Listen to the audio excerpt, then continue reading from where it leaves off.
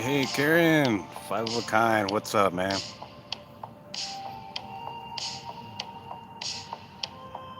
Welcome, welcome. I was gonna be at the library today, but there was somebody occupying that room that I was in yesterday, so I opted for the park here.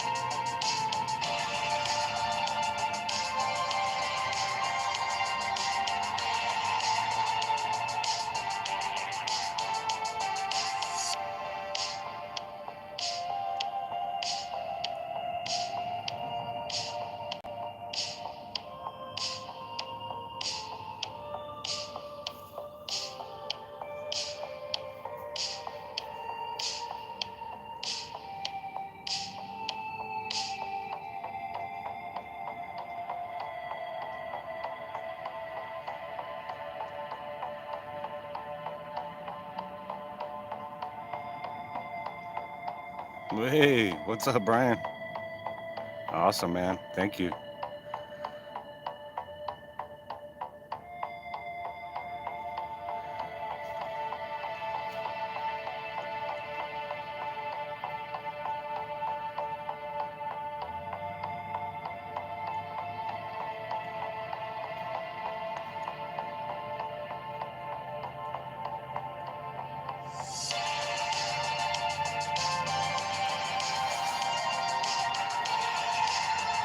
Go ahead and make sure you hit that like button, folks.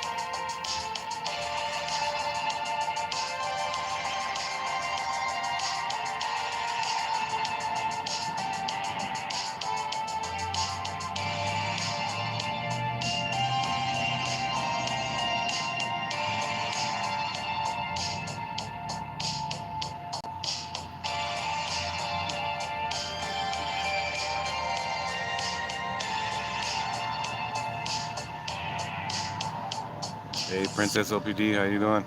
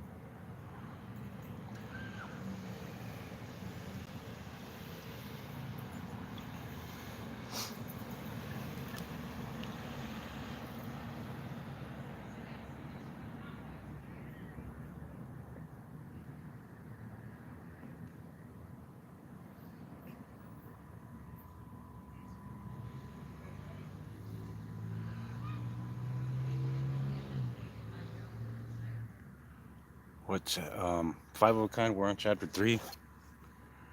Um, the title is Cecil Creswell, Arizona's Lady Rustler.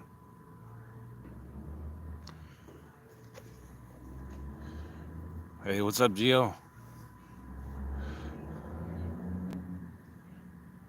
Yeah, I'm doing all right, man.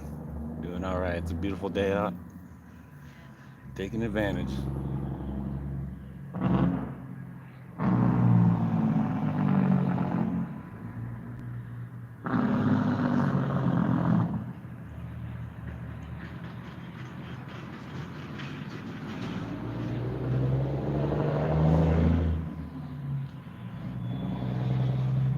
Okay, we got six in chat and we got three thumbs up. Let's get those numbers to match, folks. And we'll go ahead and get started here.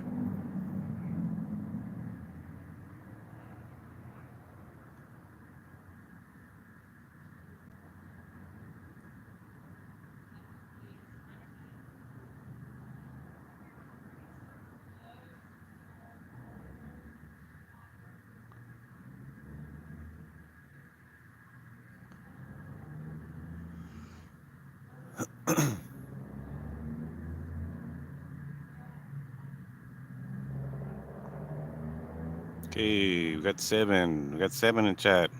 8.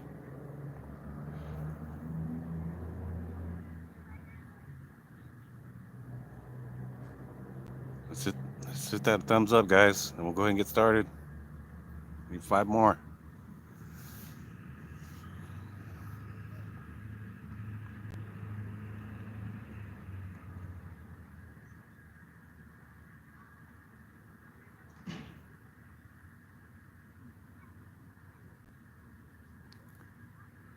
Oh, appears we might have lurkers in there that aren't giving a thumbs up. At least if you're gonna watch, give a thumbs up.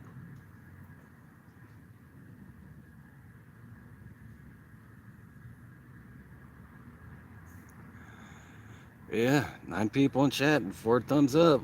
Something wrong here.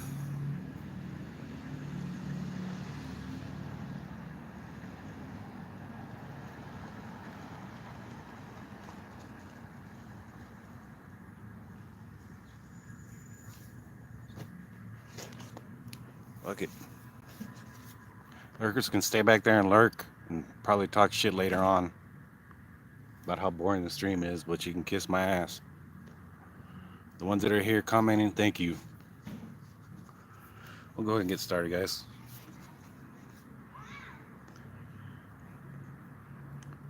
A morning storm blew into the high desert, a blustery arrival that would rearrange the sands of northeastern Arizona, then move on. But after the winds calmed, the land would still be much the same as before.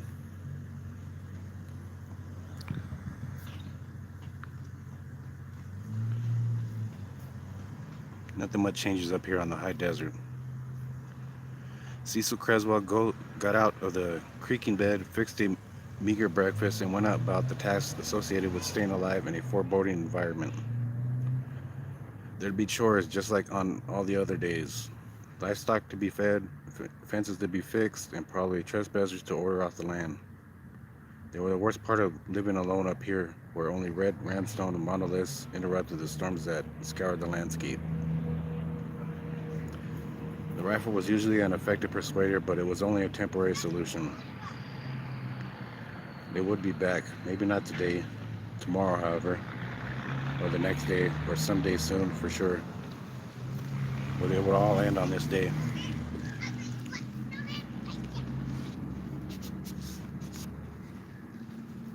Oh, here's a picture.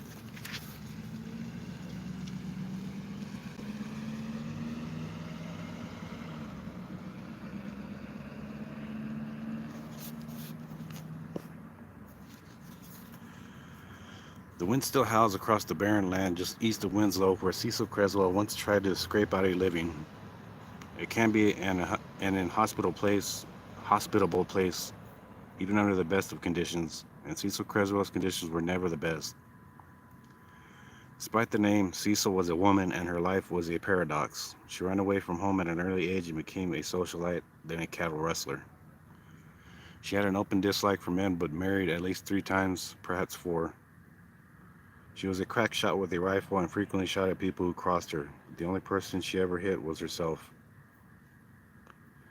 She fought the land, the elements, the neighbors, and the law in a lifetime cut short by despair and a bullet.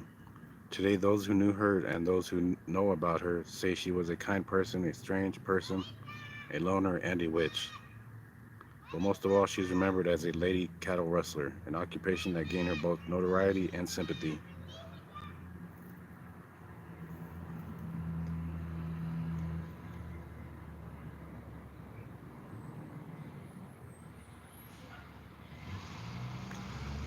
The notoriety because female cattle rustlers were rare. Sympathy because she wasn't in it for the money.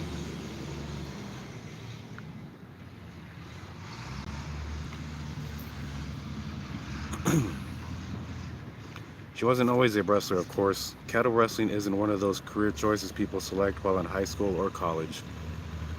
She sort of drifted into the profession late in life, when times went from tough to really bad.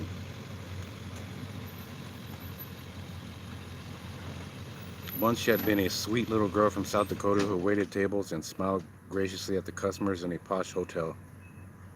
And just like the plot of countless movies, fate began smacking her around until a trip down the criminal path became one of her few options.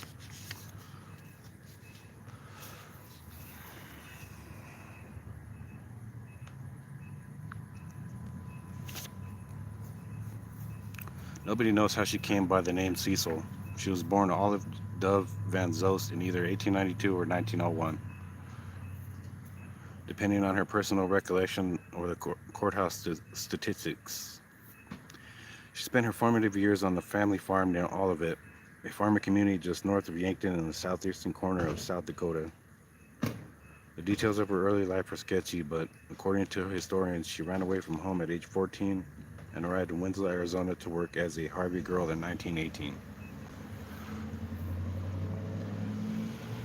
The Harvey girls were essentially waitresses, but they achieved national attention and acclaim because they were kind, courteous, well-trained, and most important, they often became lifetime companions for the lonely ranchers and cowboys who were trying to obtain the land.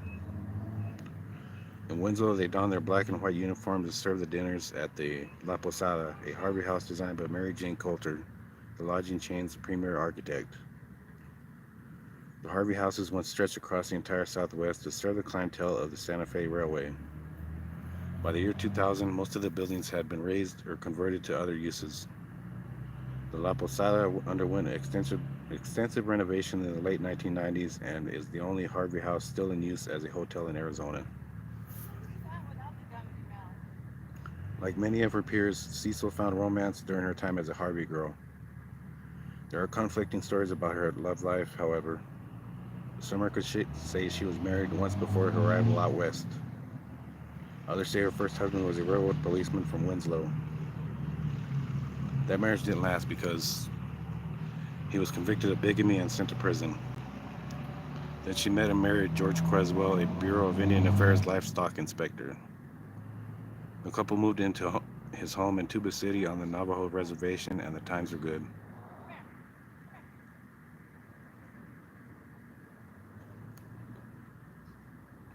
Creswell provided her with a lifestyle that was comfortable, even with a little above average for the times.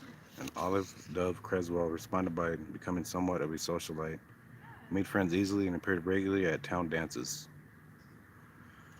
She's pretty and easy to like, a 5 feet 4 inch, 120-pound bundle of energy with uncommon athletic skills and a great love of the outdoors.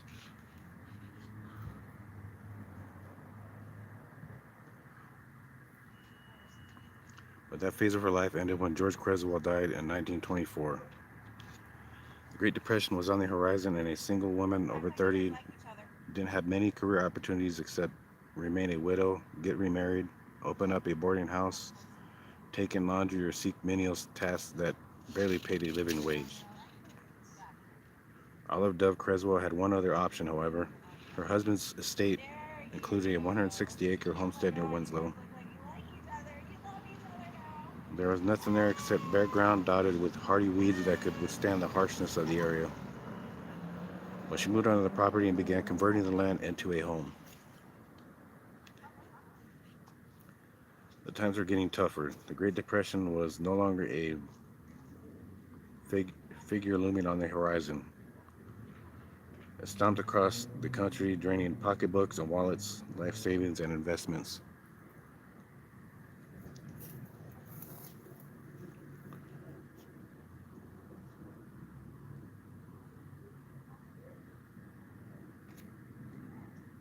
And hitting the smaller communities with particular severity. Creswell, Homestead, Barron.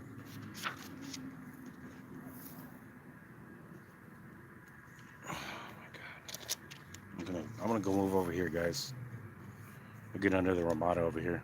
Give me 1 second, all right?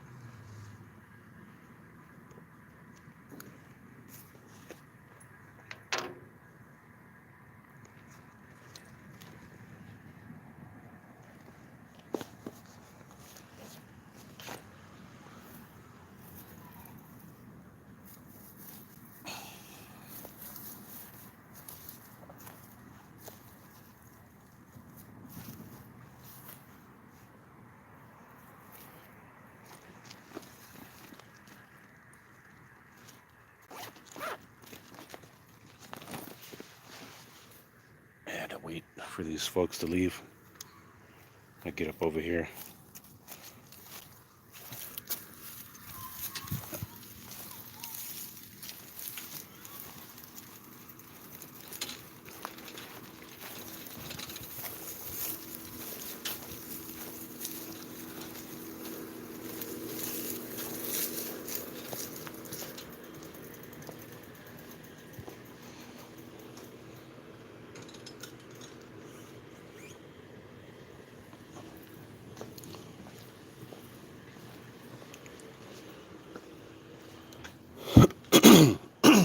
All right.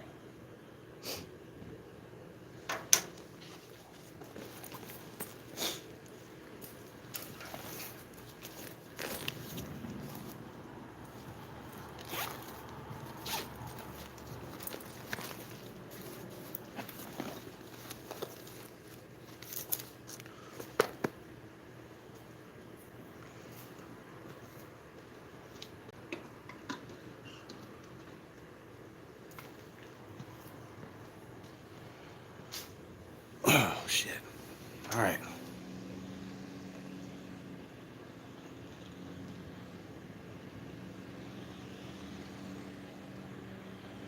Yeah. Yeah.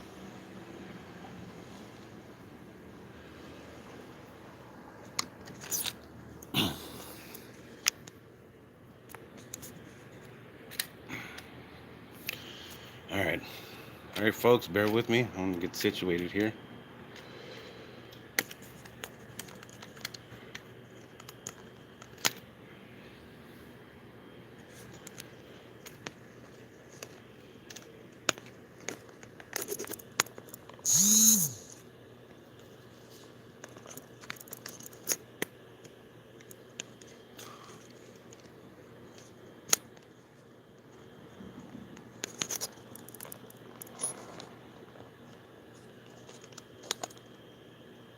All right.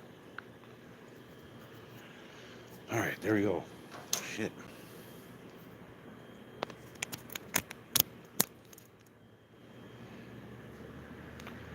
Here. Now we're good. All right, let's continue.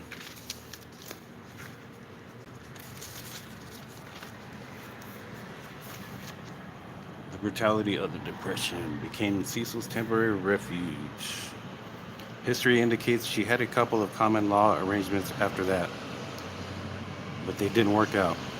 Charles Miller, a former Winslow resident who knew her when she was a child, says she once showed his mother a large scar on her breastbone. She said it was a result of a knife wound she suffered during one of her relationships. Hey, Laren Directo, how you doing? But the loneliness and lack of finances eventually became so great that she married again, this time pairing up with Moon Mullins, a cattleman. Fate, however, wasn't done stirring up her personal tempest. Mullins was struck by lightning and killed in New Mexico in the early 1940s. It was about that time that Olive Dove Creswell Mullins, apparently fed up with the hand dealt her as a woman, underwent a drastic personality change. She began using the name Cecil and started dressing like a man, wearing blue jeans, work shirts, and a big floppy cowboy hat. She devoted her energy to converting her homestead into a home, became a sharpshooter, and learned to ride a horse as well as any of her male contemporaries.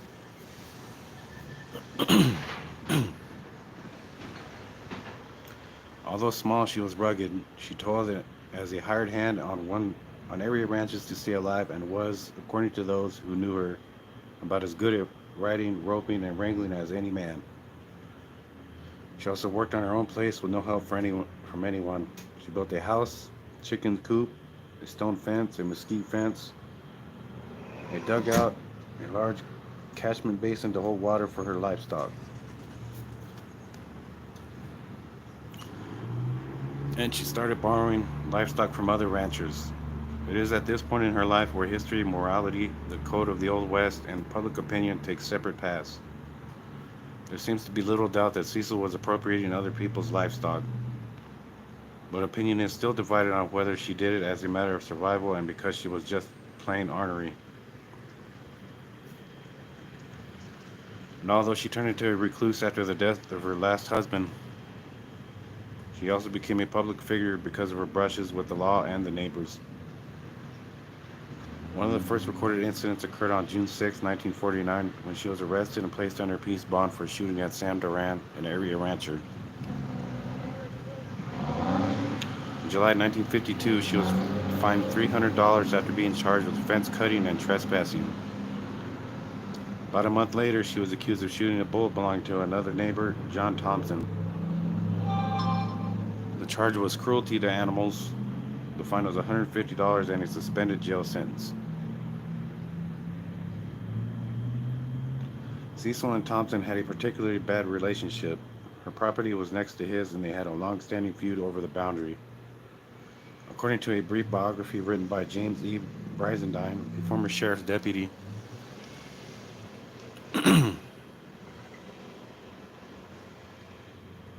Cecil hated John and he felt the same about her. They had a property line dispute years before, and neither had ever forgotten about it. One day, John was riding his horse a little too close to her fence. She took her 30-30 rifle and shot the horn off his saddle while he was in it.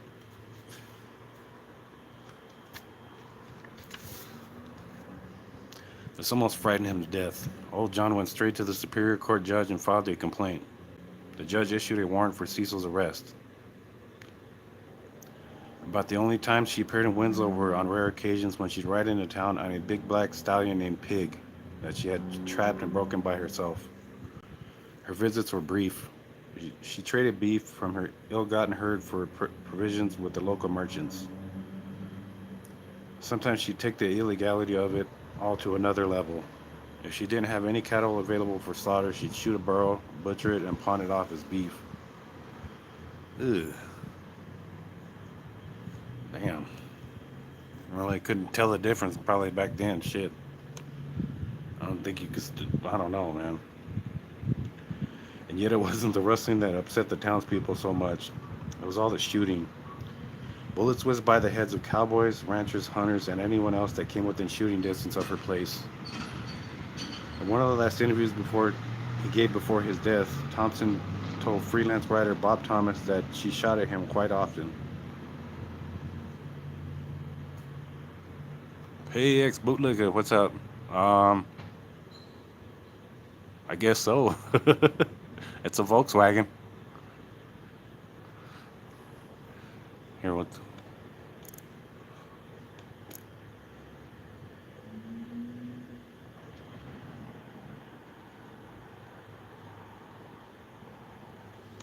Yeah, I guess so.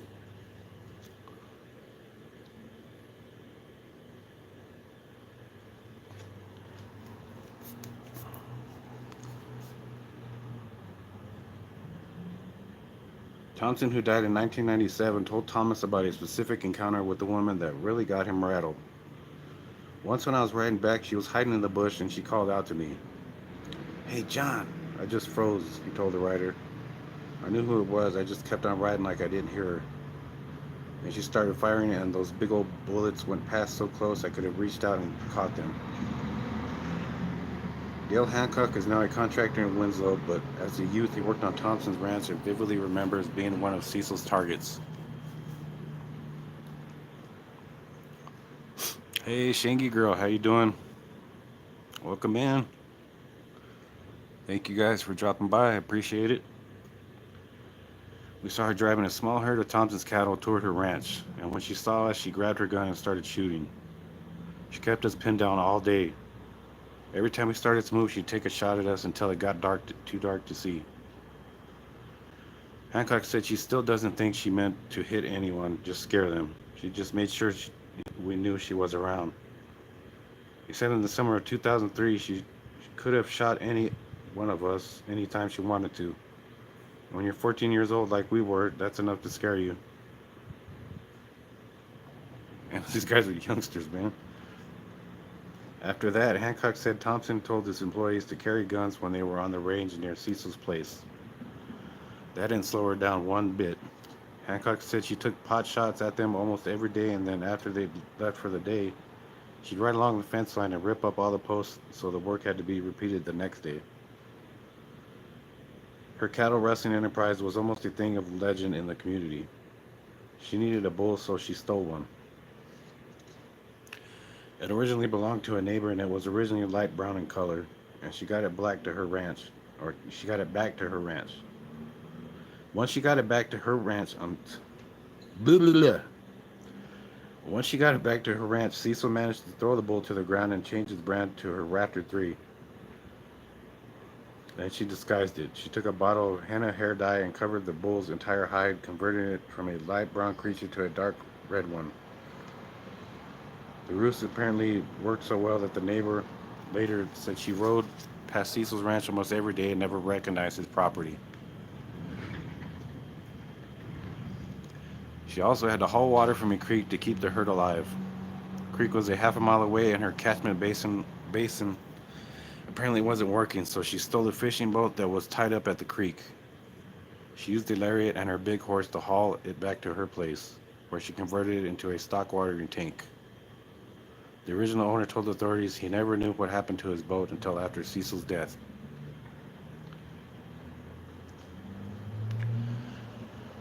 Although her herd acquisition tactics were both illegal and blatant, there was a noticeable reluctance to do anything about it.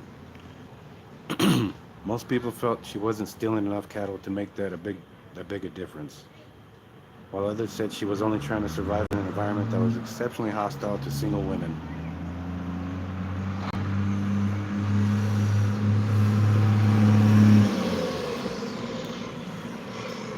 Not only were lawmen hesitant about dealing with a woman, particularly a sharpshooting woman, there are rumors to this day that at least one of them regularly dropped off boxes filled with food and clothing at her front door. But it had to end, and the final chapter in Cecil Creswell's life had even more ironic twists.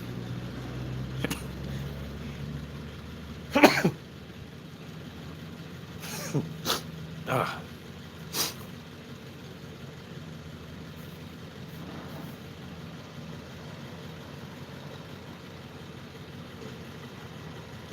Despite her reputation and despite all her earlier court appearances, she had never been charged with cattle rustling. Then on March 4, 1954, after a lengthy investigation by the Livestock Sanitary Board, she was formally accused of illegally appropriating the cows and horses of others. But the idea of confronting a little old white-haired lady who could shoot the eyes out of a rabbit from 300 feet away didn't set well with those in charge of making the arrest, so they didn't tell Cecil about it. Instead, they resorted to treachery by luring her into Winslow on an undetermined legal matter. While she was in town, lawmen hustled to her ranch and removed all of her guns. All except one. The next day, March 5th, 1954, Navajo County Sheriff Ben Pearson and Deputy Brizendine went to the ranch and armed it with a felony warrant that charged Cecil with illegally branding a horse that belonged to a neighboring rancher. According to a lengthy account printed in the Winslow Mail, they found Cecil working on a fence near the 100 by 200 feet corral she had built using mesquite logs. When told she would have to go into town with them, the newspaper account said, she asked for permission to change clothes. This was granted, and the officers were asked to come into the house and look at some of her paintings. In his narrative, Brizendine said the paintings looked as though a professional had done them. Her subjects were the surrounding landscape, wildlife, and desert scenes. He said the inside of her home was very feminine and not at all reflecting the lifestyle of its owner.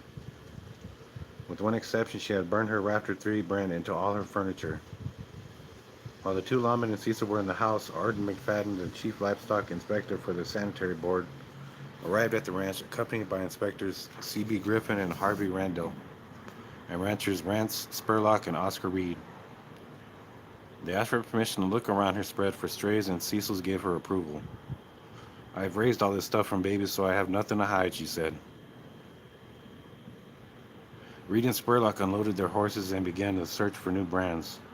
On their first sweep, they found 8 calves, all wearing new Bar 3 bar brands and other Cecil's markings. Reed said they were all from his herd. Cecil denied it. She said they were born on her ranch, rebranded only recently because she heard there were cattle rustlers operating in the area. McFadden didn't buy the story. He ordered the calves clipped and checked for previous brands. They found Reed's original Ford Dart brand. Before long, they found 21 stolen cattle and one stolen horse, plus the remains of 5 butchered cows. Faced with such overwhelming evidence, Cecil remained calm and responded only that it certainly was a Ford Dart brand, and she asked the deputy for a favor before being taken into Winslow. The deputy later wrote, "I was leaning against the fence when she came over and asked, 'Jim, would it be okay if I walked up to the house to use the bathroom?' There was no way I could deny her the right to use her restroom, even though I was a little apprehensive about her going up to the house alone."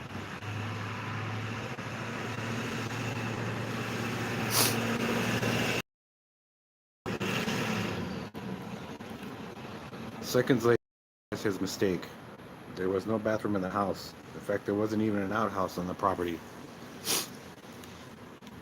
He said they would have brought a matron with them to deal with such a situation, but they didn't.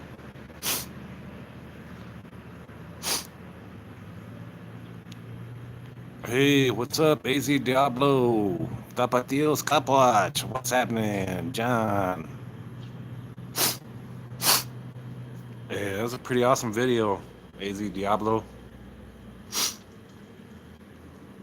Whoever, thumbs up, man.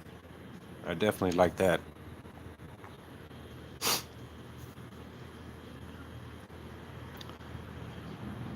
Right on the heels of that mistake, the lawman realized that they might not have confiscated all her guns. Maybe they'd missed one. Coupled with Cecil's ability with a rifle, their close proximity to the house made them all prime targets. The worst fear seemed to be coming true when the men heard a rifle shot and scrambled for cover, aware that they'd been duped.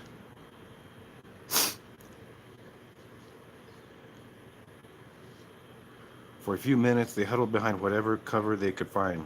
Then Pearson and Brizendine made their way to the front door and called for her to come out. Cecil had locked the door behind her, so the sheriff decided they should kick it down.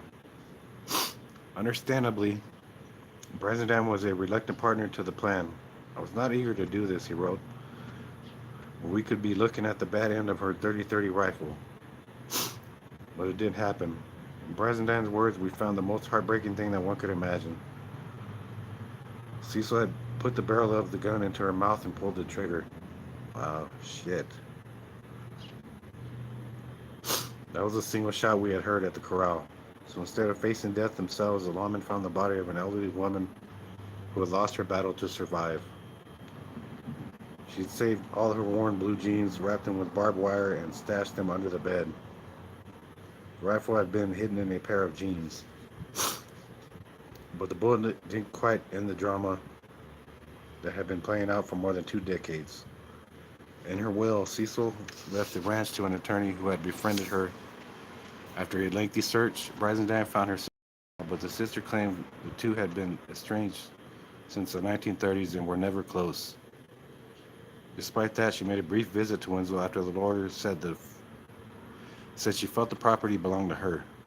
She accepted the deed and then, in one last twist of fate, sold it to John Thompson. Well, that's the end of that one, guys. That's the end of that one. Chapter 3.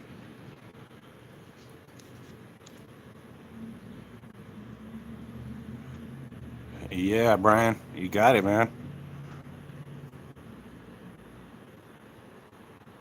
Hey, I appreciate it, AZ Diablo. Appreciate you guys, man. You guys are all awesome, man. Everybody.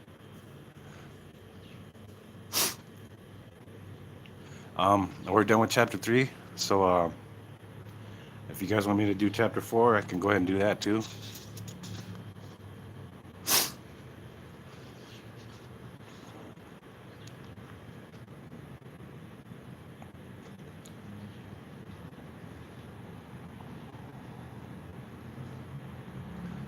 If you guys do, yeah, I did, man. I wasn't expecting her to be shooting at the deputies and shit, but the only shot that was shot was the one she put on herself. That was quite a twist, man. Um, if you guys want me to do chapter 4, I can. Um, Just drop a thumbs up, guys, if you guys want me to do chapter 4.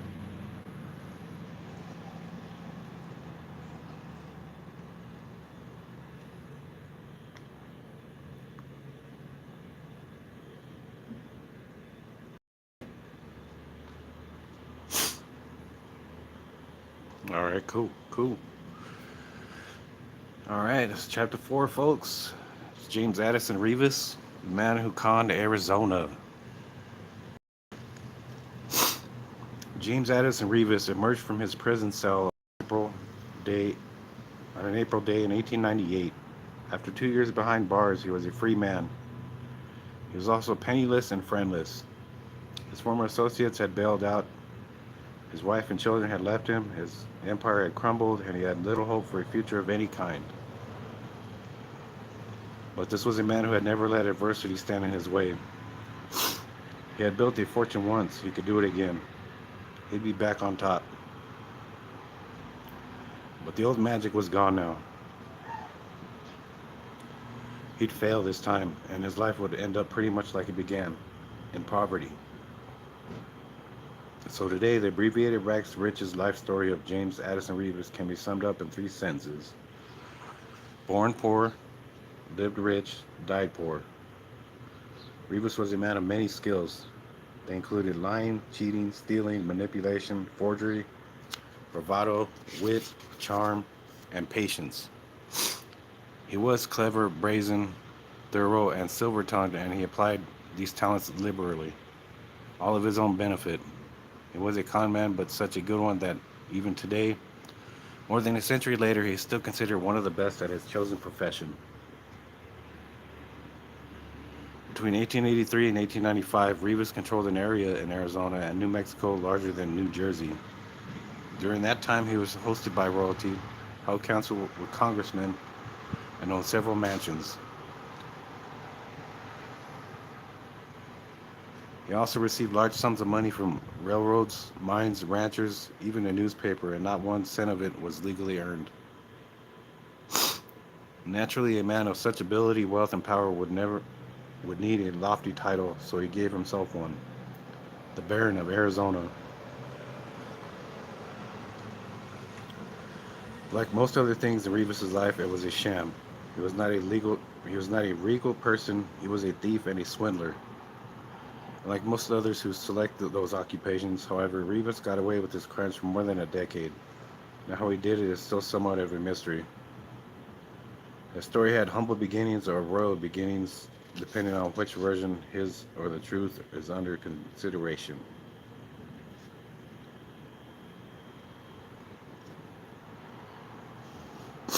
According to historical fact, it all started in Missouri on May 10, 1843, when Fenton and Maria Reeves had a baby boy whom they named James Addison. Fenton was an itinerant laborer. Maria was half Spanish. Her heritage played a major role in the development of her son's character because she taught him to speak, read, and write in Spanish, a factor that would later prove invaluable.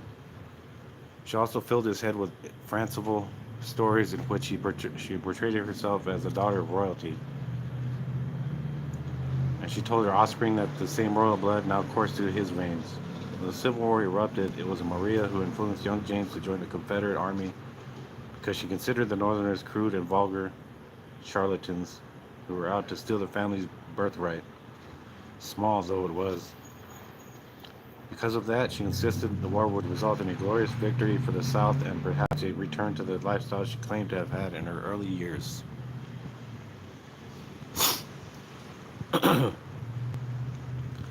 Although the war didn't go quite the way Reeves' family expected it, it did launch James onto a journey that would lead to wealth that surpassed even his mother's wildest imagination. Bored with army life, Reeves took up forgery, small things at first, overnight passes so he could slip into town, then pass for extended furloughs, then requisition papers for supplies which he sold to the local citizenry. His handwriting was so exact and so closely resembled that his superiors that he was never caught. Not while he was a member of the Confederate Army, at least. When things started going bad for the Southerners, Rivas deserted and joined the Union forces. That move, smart at the time, also led to one of his few failures. The handwriting of his Union Army superiors was harder to copy. His forgeries were detected, and he deserted for the second time in the same conflict and left the country.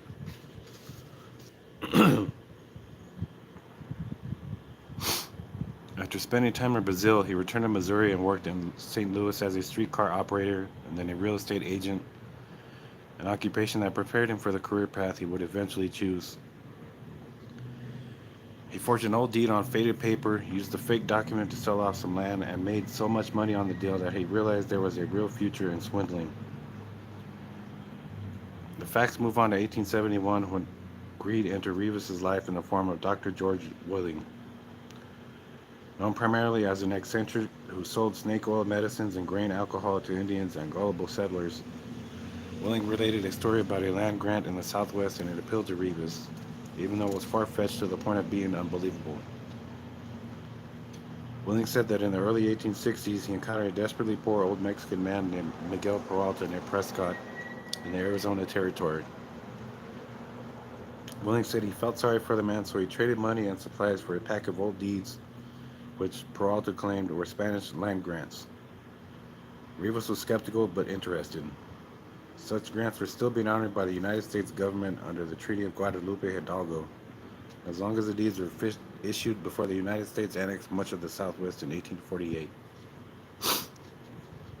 Willing insisted that they could own more than 2,000 square miles of land if they could find a way to validate the claims purported on the Peralta deeds.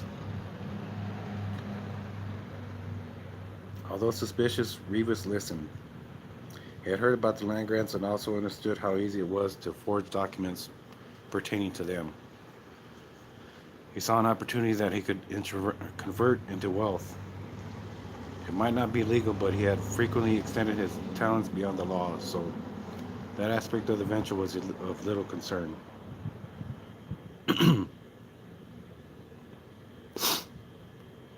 The pair worked for almost 2 years trying to figure out how to make the deeds pay off, but gained little ground. And a financial disaster in 1873 put an end to Rivas' real estate operation. He left St. Louis and decided to concentrate on the Peralta papers. There is a picture of James Addison Rivas.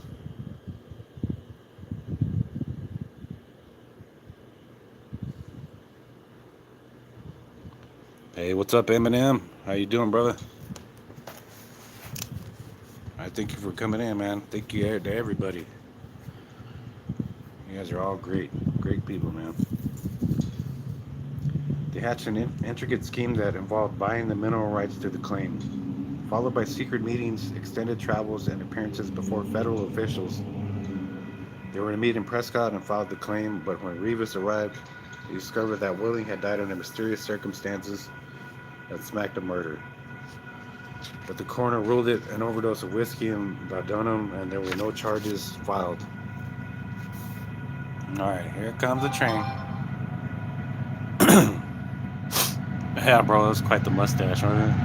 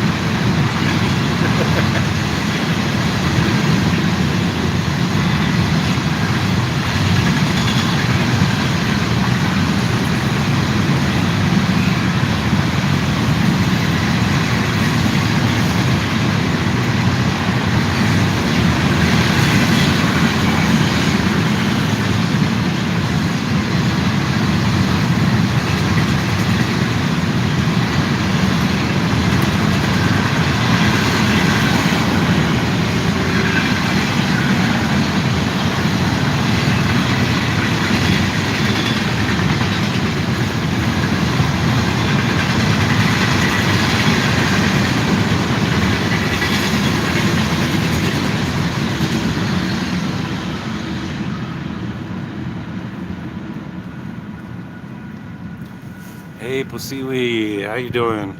Hope you're doing all right. One of those last fucking trailer cars that said, "Hello, Earthlings." All right, welcome in, Pose.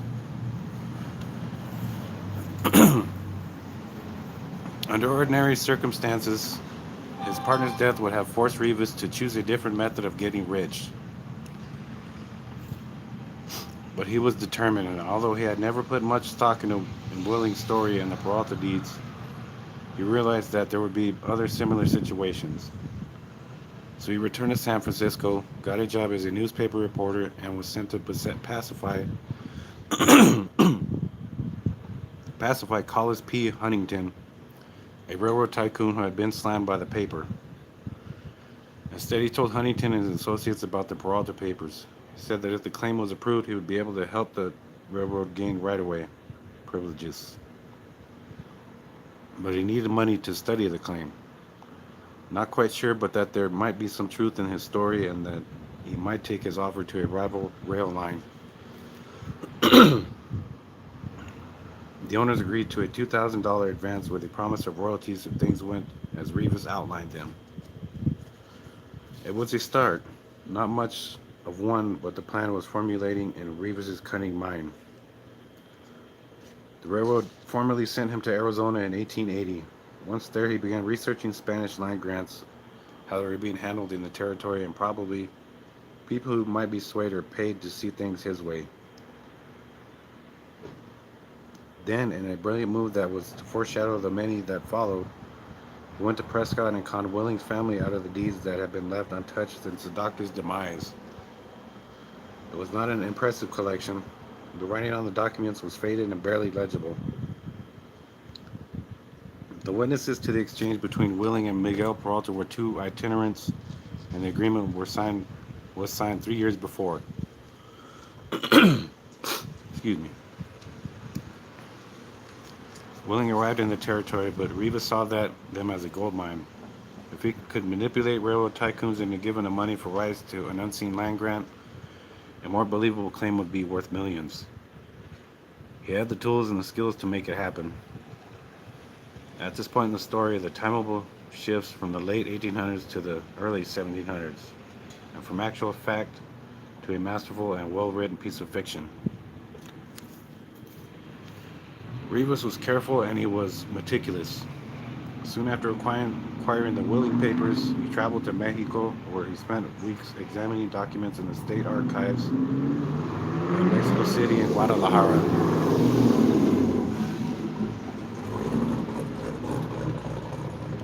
He pored over old land grants, royal proclamations, deeds, birth and death reports, and maps.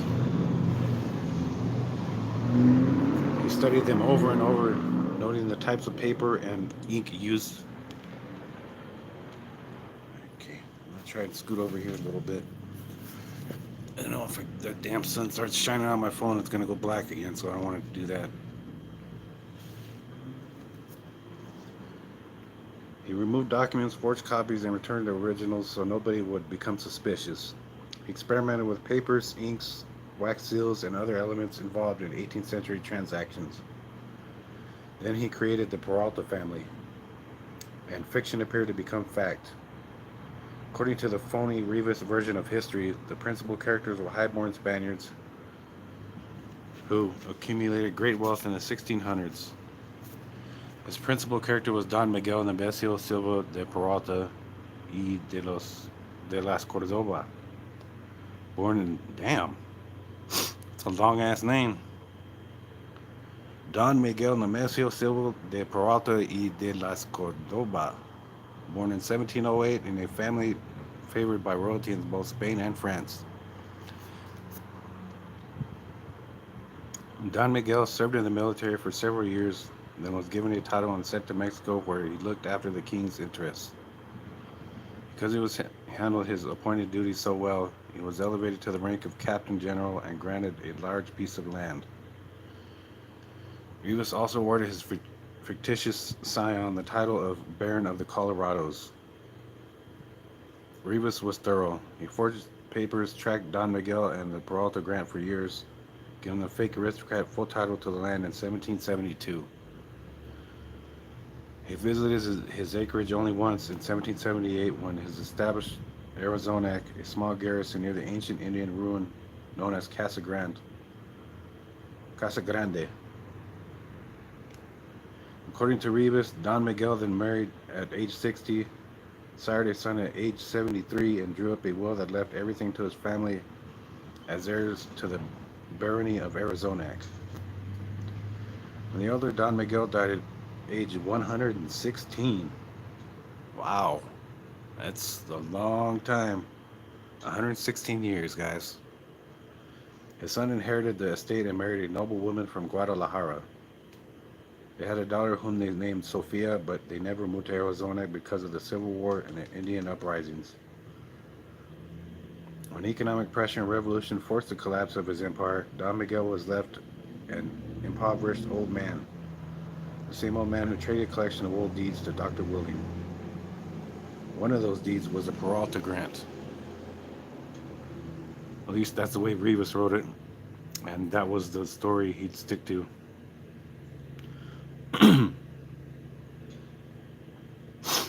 Now he was ready to make his move. He arrived in Tucson on a hot September day in 1882.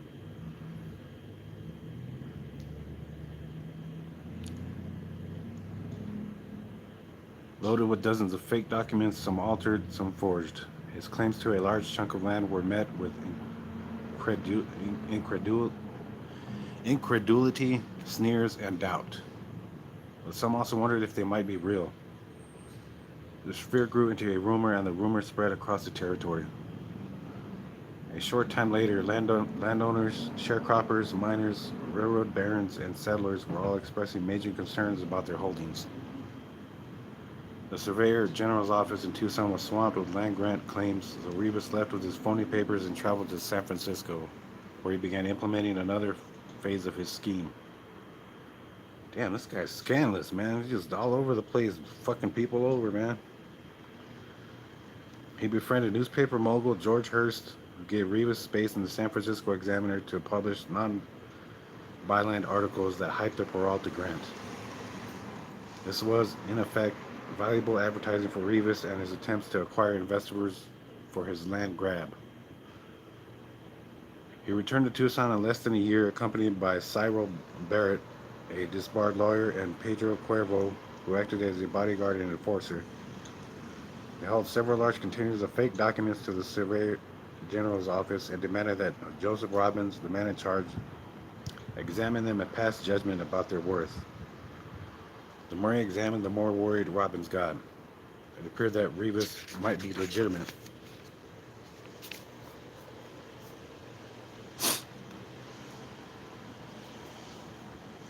Even worse, the claims had grown from the original 2,000 square miles that William had envisioned to an area measured 75 miles to 250 miles.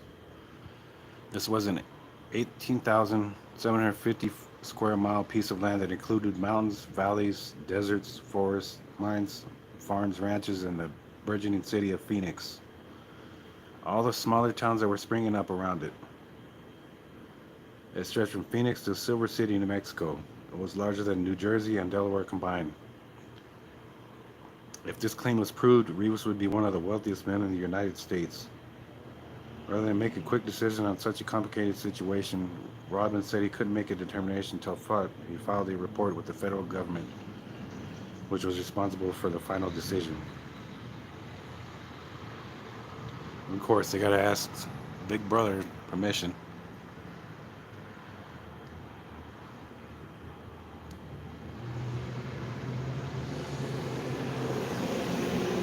Emboldened that he had gotten this far with little difficulty, Rivas dipped into the investor money from San Francisco to build Arizola, a 10-room mansion erected on the site of some ruined foundations. Which he claimed were the original Peralta garrison. It was a fine home, quite suitable for one so powerful as the man who now called himself Baron de Arizonac Rivas. Now comfortable with his surroundings and confident that his claims would be upheld, Rivas unleashed his next maneuver, the shakedown. Since all those farms, ranches, mines, and railroads were on his property, they owed him. And now it was time to pay up. He went after Colonel James Barney first. Barney was president of the Silver King Mining Company, and he buckled easily. Rather than lose an enterprise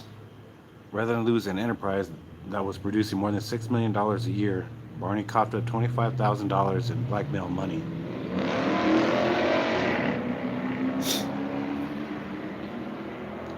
Damn. Rivas gloated. Word would soon spread about his triumph. He would be unstoppable. He next hired an army of mercenaries and gunslingers to post notices across the entire claim, ordering those on his property to either pay up or move out. Those who paid were allowed to stay once they signed quick claims to their holdings in exchange for deeds of tenure and, of course, monthly rent. Those who resisted were initially threatened with 6 guns and brute force. If they still held out, they were beaten, their livestock was stolen, and their farms burned. Rivas naturally denied any connection to such violence, and no one was ever able to prove that the thugs were acting under his orders. Eventually, those tactics backfired.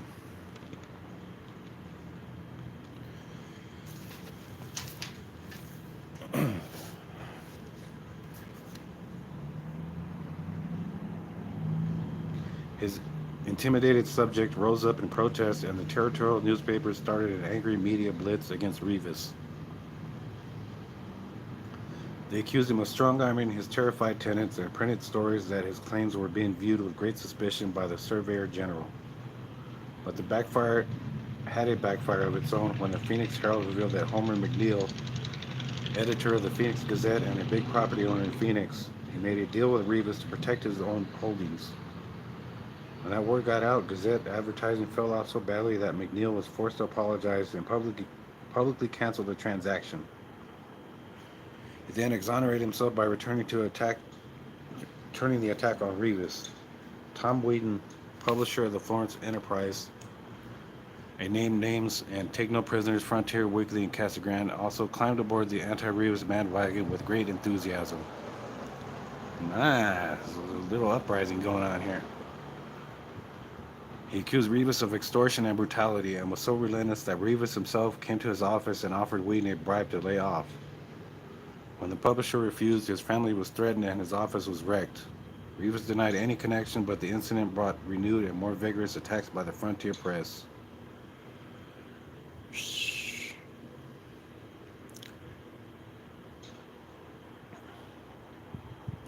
Those efforts were finally recognized in 1884. Territorial Attorney General Clark Churchill filed suit against Rivas in an effort to further explore the land grant claim. Rivas was up to the challenge. During the court hearing, he produced letters and documents signed by railroad and mine owners that they had voluntarily complied with his request, and he even invested money in his proposals. The case dragged on for a year before Churchill gave up and Rivas was allowed to continue. There were rumors that the federal government was willing to pay Rivas millions of dollars to relinquish his claim, but the offer was rescinded when a new administration took over. The victory in court made Rivas even bolder. He contacted Senator Roscoe Conkling of New York and asked him to get the federal government's nose out of his business. Then things started going bad. The Democrats won the 1884 election. President Grover Cleveland appointed Royal Johnson as the new Surveyor General for the territory, and Johnson released a lengthy study that branded the Peralta land grant a fake. The word spread, Rivas was done for. His scheme collapsed, and he fled to California. This probably would have been the end of the story if it had involved an ordinary man, even an ordinary con man. But James Addison Rivas was by no means ordinary. His days as a wealthy land baron was far from over. While lying low in California, he turned once more to forgery and imagination. Those talents that had served him so well before, figuring that the best way to get his land back was to become legally tied to it. He invented Doña Sofia Huerta Michaela de Mazo y de Peralta in Harris, In this intricately woven tale of deception, she married a shiftless Angelino who wasted the family fortune and impregnated her. Doña Sofia gave birth to twins, a boy and a girl. The mother and son died shortly after childbirth. The husband fled to Spain, and the orphan girl was raised by John Treadway, a rancher in Mendocino County. On a train trip when she was 15, the girl met a reporter named James Rebus, who said she looked a lot like Doña Sofia, the last known Peralta heir. He started a friendship, and in his own words, was amazed when he found out that she actually was Doña Sofia's daughter and therefore heir to their family fortune. According to this brilliant piece of fiction, Rebus was so smitten with the girl that he married her in 1882. Now, back to reality. Rebus actually did meet Sophia Treadway on a train and, in his imagination, fancied that she looked like she could be an heiress. He befriended her and began relating his complex stories about the Peralta legend until he had her convinced that he was indeed an actual heiress. He gave her a new name, Doña Carmenita Sofia Michaela de Peralta, and launched her on a fairy tale ride that would eventually take her to the royal houses of Europe. Yeah, ex-bootlegger, that's what they call it. Again, Rebus was clever and patient. He sent his protege to a convent in San Luis Rey, where the sisters provided her with an education and, more importantly, the social graces that Rebus needed for his scheme. While she was in school, Rebus went to a church in San Bernardino and duped the priest into giving him access to parish birth records. Once he got hold of the register, he erased 2 spaces and inserted the names of the Peralta twins. Wow. Unfortunately for Rebus, the church kept a second set of birth records that he didn't know about. That would cost him later. During this time, Rebus returned to Phoenix and rode out on a mountain range southwest of the city, searching for a big rock. When he found a suitable one, he etched some script and symbols into its face. They referred to the Peralta family and Spanish royalty. He would claim that this was the monument that marked the counter of his fictitious land grant. See if I missed anybody.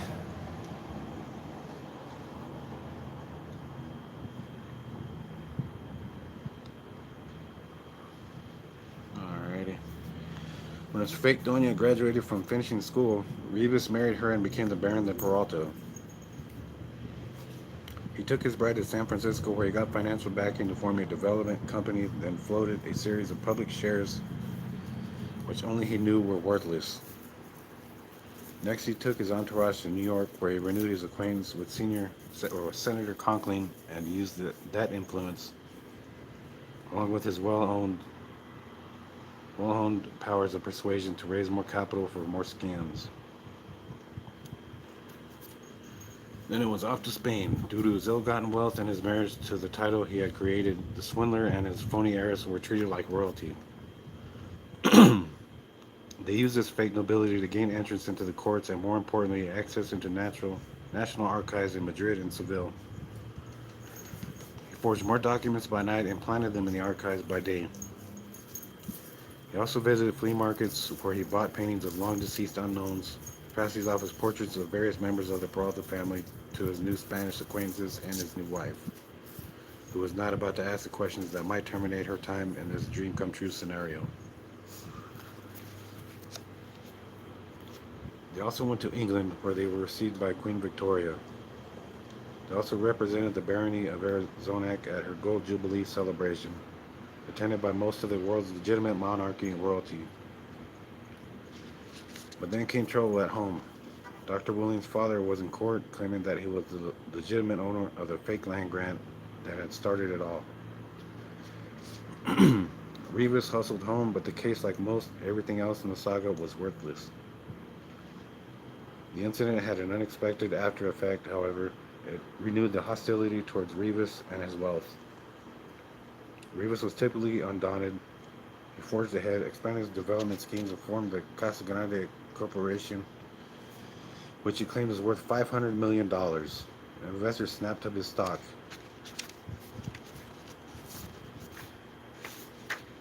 Rivas made millions. He also retained Robert G. Ingersoll, a well-known reformist lawyer, to see his territorial operations while Senator Conkling took care of things in Washington. Woo, man.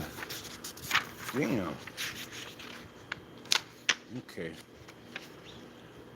All those safeguards weren't enough. However, the foundations of the Rivas Empire were beginning to crumble. Alright. Shit. Hopefully I don't... screen don't start going black on me, because the sun's starting to shine on my phone right now.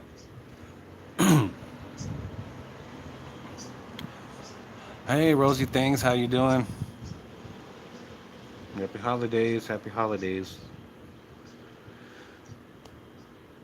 He had been run out of the state once, and now he was back, an even bigger braggart. He was perhaps the richest man in the territory and was undoubtedly the most despised. When the word spread that he had resubmitted his claim to the Surveyor General John Heiss, the reaction was explosive. Suspicion and doubt turned to fear and hatred. In an editorial, the Tucson Citizen proclaimed that the solution to the Rivas situation was a tall tree and a long rope. Damn, they wanted him hung, man. Shit. Wisely, Rivas didn't stick around during the furor. He traveled across the United States and Mexico, lauding his developments and soliciting investments, but back home, the end was getting closer. Royal Johnson, who had labeled Rivas as claiming fraud years earlier, was reappointed as Surveyor General and immediately sent a 6-year study he ran about the Peralta grant to Washington. In his report, Johnson called the grant fraudulent, absolutely worthless, and utter fiction. He noted discrepancies in the fake documents and pointed out misspellings and bad grammar that were inconsistent with the wording that would have been used by the royal clerks. Experts examined the papers and found even more problems. 18th century text written with 19th century steel pens, typefaces from the wrong century, plus signs of erasures, write-overs, paste-ups, and other alterations. The evidence against Rivas... Oh, shit.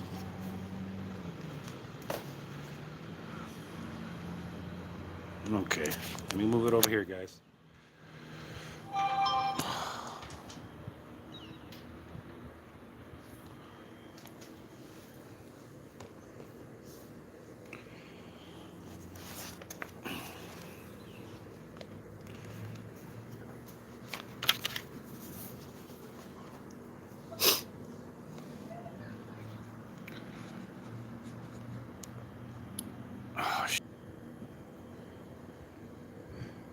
Yes, Rosie. Yes, we're back at the park. I had to come over here because, unfortunately, there was somebody in the solarium that I was in yesterday.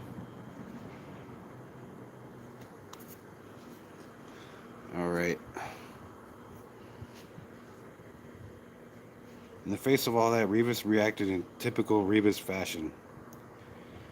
He sued the federal government for $11 million, claiming that the allegations against him had ruined the development plans and cost him big bucks. In 1891, he took his suit to the Court of Private Land Claims in Santa Fe, and moved that further hastened his undoing. The federal government assigned the talented attorney Matthew Reynolds as a special investigator. He compiled a mountain of incriminating evidence against the swindler and waited for the hearing. Again, Rivas was prepared. He hired witnesses to perjure themselves, restored his Arizona mansion, moved back in, and attracted a group of followers willing to support him to court. But the feds were even more determined. Agents sent to Spain discovered that he had been caught trying to steal documents. An investigator in San Bernardino uncovered the second set of birth records that escaped Rivas' attention. His alleged witnesses confessed under federal grilling. Realizing that the end was near, most of Rivas' friends and all his financial supporters abandoned this sinking ship. When the case came to court, the former millionaire couldn't afford to hire an attorney and had to defend himself. Rivas didn't even show up for the first 3 days of the hearing. During his absence, Reynolds built a devastating case against him that included allegations that he was a failed forger, a thief, and a fugitive from Spanish justice. Rivas finally showed up and tried to get the case dismissed on the grounds that it was irrelevant.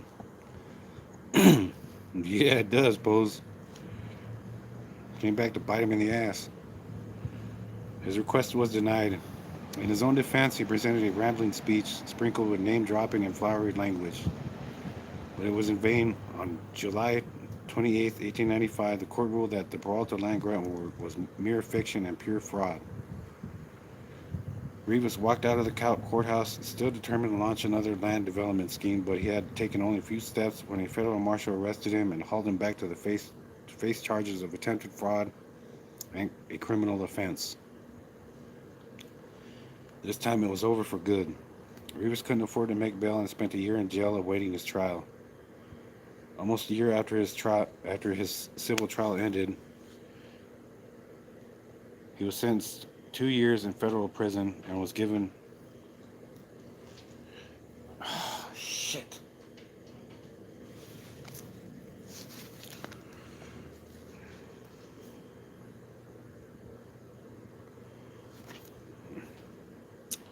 Shit. I lost where I was at. He was sentenced to 2 years in federal prison and given a $5,000 fine, which he couldn't pay. His wife, the former sham 3rd Baroness of Arizona, discovered him on the grounds of non-support and took their 2 children. Damn it. Sorry, folks, if it might have been buffering. I'm almost done. Damn, every damn time I let the sun shine on my phone, that's what happens. This damn phone goes dark. His wife, the former sham 3rd Baroness of Arizona, divorced him on the grounds of non-support, took their 2 children, and moved to Denver, where she spent her final days selling her story to various publications. His reign as king of the convent had lasted for a dozen years, from 1883 to 1895. Although broke and destitute, Rivas refused to let go of grandiose plans after his release from prison. He tried for years to find new investors for new land schemes, but nobody was listening. Toward the end of his life, he was a decrepit old man who wandered the streets of Phoenix and read old newspaper accounts of his exploits in the public library. He lived his final days on a poor farm in Downey, California, close to where he had once served as a school principal. Rivas did have a few more moments in the spotlight, although some were posthumous. He allegedly wrote a confession that appeared in the San Francisco newspaper in 1899. In it, he said, "Until the very moment of my downfall, I gave no thought to failure. But my sins found me out, and as in the twinkle of an eye, I saw the millions which had seemed already at my gasp fade away, and I heard the courts doom me to a prison cell." In 1950, he was the subject of The Baron of Arizona, a movie starring Vincent Price as Rivas and Ellen Drew as his wife. He also took the subject of a book by the same name written by E.H. Cookridge. Today, only a concrete historic marker near Casa Grande shows where Rivas built Arizola, a spread that was once larger than the current city. All right, folks, that's going to do it for that one. I do thank you guys for joining. I'll go ahead and pack things up here.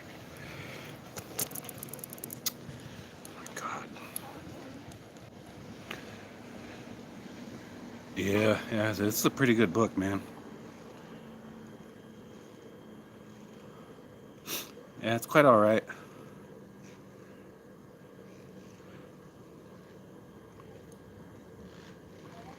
Hey, I thank you guys for being here. I thank you guys very much for always supporting, man. It means a lot.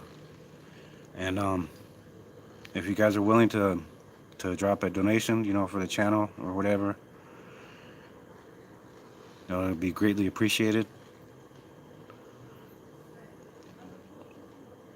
It can go towards repairs for my bike, or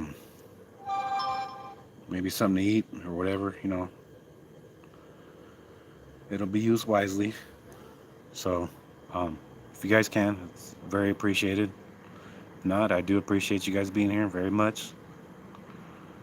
And we'll be back out here tomorrow.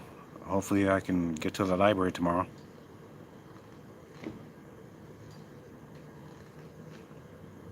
Hey, thanks, Luke. I appreciate it. All right, guys, I'm gonna go ahead and shut it down here. I thank you guys very much. If there's anybody in chat, if there's anybody new, I'm sorry that just joined the stream.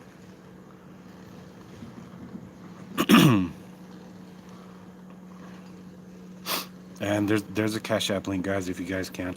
Um, thank you guys very much, and we'll be out here tomorrow, or probably be back at the library, depending on what's happening.